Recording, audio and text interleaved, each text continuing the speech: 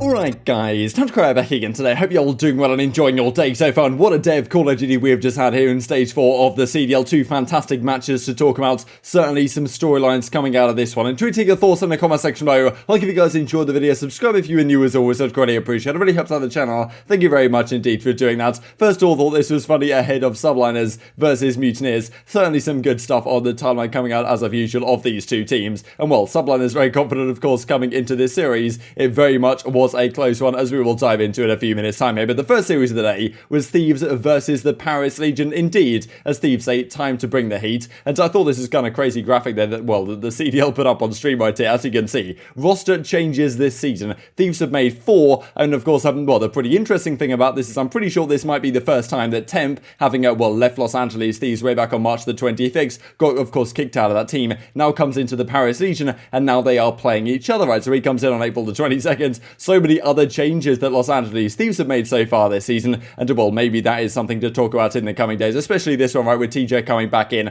Huke going to the bench on May the 29th, just a few days ago, as they look to find their feet once again. But Thieves had, well, if anything, the easiest possible run they could have had at the start of this Stage 4, playing Seattle Surge. That one went down to the wire, and this one, as I talked about earlier today, I thought Paris were going to put up something of a fight right here. Indeed they do. Game 1, I thought, okay, if Paris can close this out, we've got a very interesting series in our hands, but after they didn't, I thought, okay, Thieves are going to find their momentum and come into this series quite nicely. That is not what happens at all, but Thieves make the incredible run to win this game number 1. I mean, this was all Paris early on. It's kind of crazy the fact that they used 3 ARs on this map. We talked about the fact that Aqua might be using an SMG. It seems to me that they might have tried that for a couple of days in scrims and then just changed roles back once again, because I'm pretty sure I didn't see Aqua using it at all this series. It was scraps at times, but sometimes they just had 3 Krigs on the map, as they, well, they tend to do sometimes here on this Moscow hardpoint. Early on it's working, but then Thieves make an absolutely cracking run towards the end. This, as Pada points out, a 136-17 run. It was 201 to 114, and then as you can see, it finishes off the game just like this. So Thieves make a massive run, so fair play to them for getting the job done in game 1. But this is where you think, okay, we go into the game 2 here if we are Los Angeles Thieves, and then, okay, we catch momentum. This is what a top team would do, win game 1 against Paris Legion and close out the rest of the series pretty comfortably indeed. Paris says, what did I even watch? That map 1 was just abysmal, but game 2 does not go their way at all. I mean, as you can see right here, 6-3, very comfortable stuff. Just thought I'd screenshot this to show that Paris once again are using 3 Krigs in certain situations. Aqua on it, Temp is on it, Scraps is on it. Pretty, well, interesting stuff, but it's actually their SMG player, their only SMG player, at least in this final round, in Zaptius, going 10-5 and helping them get over line. But fair play to Paris, they are actually looking very good right now on this raid, search and destroy. But they go, of course, into the game 3, and this is where Paris the other day were, okay, a team that you wouldn't expect to close this one out right, especially because Los Angeles Thieves, they had some very difficult times in the respawns up against Surge. They lost 2 hard points in that one. They just about won a control, which arguably they should have lost. And here they are against Paris. You would think, okay, you know, they talked about how much they trolled in that series and they're going to get better. They play way better in scrims than they did in that Seattle match. You'd think, okay, a few days to, well, I suppose, reminisce on that matchup, come up against Paris. You're thinking it's time to actually, well, put the pedal to the metal. Doesn't happen though. Here on this garrison control, Paris got up 2-0. A nice clutch play from the Thieves guys to make this one close, but then it goes down to the wire, and Paris still win it right to the death. Aqua on a 5 spree, calls in the streaks, slaying it, looking very good for the Paris Legion. Yes, they win a control up against the Los Angeles Thieves. That's not a good sign for them. And then they go into what will end up being the final map of the series here on a hardpoint. As Paris says, Paris close out to respawn incredible seeds. As Ben J. Naseem says, now 1 in 12 out of their last 13. How remarkable is that? There was 0 in 12 in their last one. They lost 12 respawns in a row, I guess is what this statistic means. They finally won a respawn. That is absolutely outrageous scenes.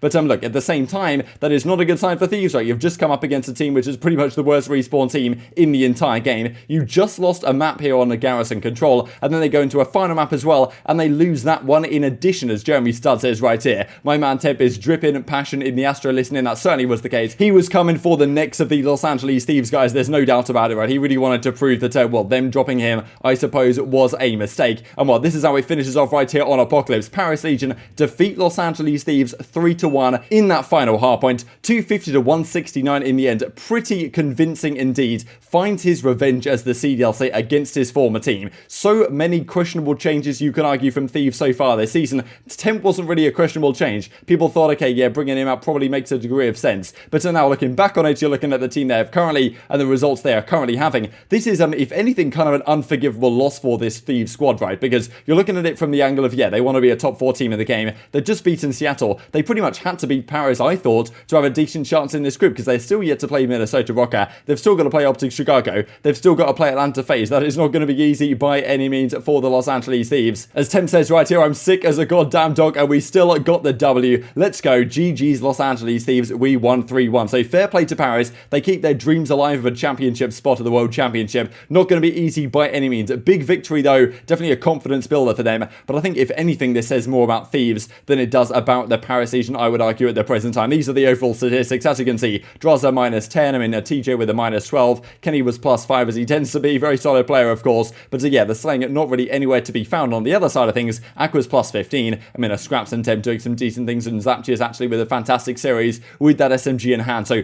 big questions, I think, about the Thieves going forwards. And as OpTic Texters, Formal says right here, Formal when he sees Kenny Street. And well, indeed, that is what we saw not too long after, right? With this whole back and forth we've seen between Formal and Kenny, when a Formal comes in and likes Kenny Street straight after they lose that match. GG's Paris, we lost 3-1. Formal is in there for the like. After that whole drama when Kenny was talking about the fact that Formal is clearly the worst player on OpTic Chicago at the present time, let's talk about this absolutely phenomenal final series of the day then. New York Subliners versus Florida Mutineers. This was another one rife with storylines, I thought, because Mutineers, right on that cusp of potentially being a top 4 team in the game, a championship contender if you like. I wasn't necessarily sure they were going to be quite there. I think it's going to be very tough for this team to get over the line, but I would like to see at least another team mixing it up at the top for championships, because right now it seems like we only have 4, and out of those 4 teams, who can actually beat FaZe? Doesn't seem like OpTic stand much of a chance against FaZe right now, and it always seems like FaZe are going to be in the grand finals. So realistically, New York and Toronto seem to be the only teams that can contend with FaZe, at least at the present time. Would be nice to have another team up there. Florida Mutineers definitely look like a team that is capable of doing so. They win a hardpoint off, well, New York map 1. That is very impressive as a statistic on its own, because New York are not easy to take down in hardpoint by any means. There was some discussion here that Hydra was somewhat under the weather for this series, so he honestly played a phenomenal series as well, all things considered. But this was a cracking series. Like, this game 1 goes the way of the Mutineers. That makes things very exciting indeed. But this game 2, standoff, search and destroy. It was Asim who completely took over this game. Now, I think he's in Canada right now, so I mean, I guess, well, at least in terms of the server he's pinging to, isn't exactly going to be ideal, as we talked about, stuck out there and trying to get back in for the major. But he gets streaks on this standoff, chucks the Cruise Mercial into Top Brown, gets 2 kills. That helps them close out the game. He goes 11-4 in this map too. And what do you know, in the game 5, he goes exactly the same scoreline. Absolutely remarkable stuff from Asim on this team. In the respawns, especially in that game 4, he did not have the greatest time, but somehow they still managed to get over line. But Mutineers is so much improved. Right? Look at these statistics you can see here. Stage 3 versus Stage 4. Havoc especially goes to a 1.10. Neptune also a 1.19 so far this stage. Of course, this is before this series has been taken into account. But yes, Sky's also with a phenomenal bounce back, so he's been looking really, really good. And Awakening, honestly, hasn't had to do too much, but still pumping out the damage like there is no tomorrow. The control was very interesting on Raid. I mean, this one was, it looked like, to be honest, Mutineers should have closed this out. They're up 2-0. New York had a great chance to get back into it. A couple of rounds didn't go the Mutineers' way, which arguably should have done. But as Zero says, there we go, beautiful round. Right to the death, Florida Mutineers close out a Raid control. Not an easy one to win against the Subliners. They win that, so they go up 2-1 in the series. Very exciting stuff indeed. And then we go to one of the, if not the greatest hardpoint I've seen so far this year, certainly on Checkmate. This was an absolute banger. Honestly, all game long, there were so many crazy moments. It was very much back and forth, so many lead changes. And early on, as you can see right here, Mac is absolutely fine. Gets some solid time for the New York guys. But as you can see already, Mutineers have built something of an advantage on P1. The rotations were super important. But then there was a crazy moment, honestly, right to the death here on this final P2. It always comes down to P2. There's always some craziness going on with the spawns. And as you can see, it seems just running around in the absolute Checkmate cycle. I think at one point it was like 16-35. He ends up the game 20-38. So Asim got absolutely world start here. Sometimes that happens right when you have an SMG on Checkmate, I imagine. And yeah, he comes in and they get outslayed, I'm pretty sure, in this map by 13 kills to New York, and yet they still managed to find their way over line. Very impressive, the fact that New York were able to win this despite getting outslayed by 13 kills. And yeah, just the rotations came in for them at the end. It was just a phenomenal hardpoint, 250-228, but it felt a lot closer than that, right? Because a single break that had come in for the Mutineers probably would have spelled the end of the game. So if anything, it was almost like a 250,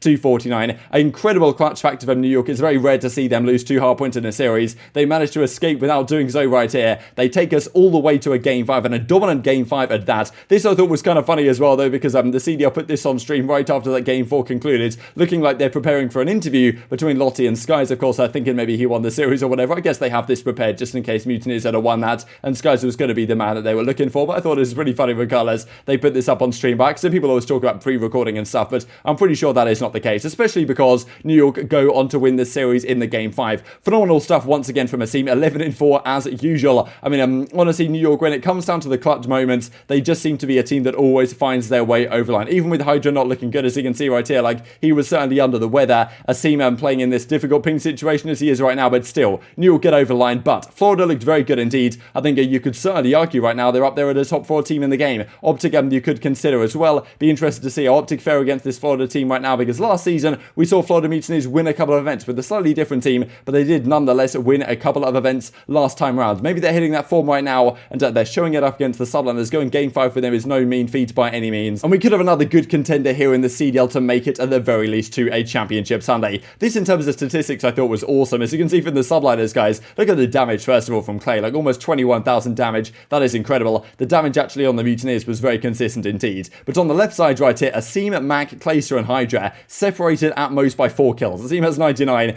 mean, a lot of these guys are relatively negative right here. They got outslayed on the whole, but still managed to get over the line in this series. But nonetheless, New York still looking solid, as Hydra says, just to finish off the video right here. GG's Florida 1-3-2. Woke up so sick today, but my teammates are the GOATs. Absolutely phenomenal stuff from them once again. And they start off very hot indeed, of course, in stage 4 right here. Edging out a nice lead in that Group B, and well, putting the pressure on Ultra certainly to try and fight back to get that number 1 seed in their group. Intriguing your thoughts on all this stuff in the comment section below. Hope you guys enjoyed the video. If you did enjoy it, I'd greatly appreciate a like on the video. It really helps out the YouTube algorithm to know you enjoy this content. Other people like you may enjoy this content as well, and I've grown the competitive Call of Duty community. Thank you for watching as always. Take care, and I will see you next time.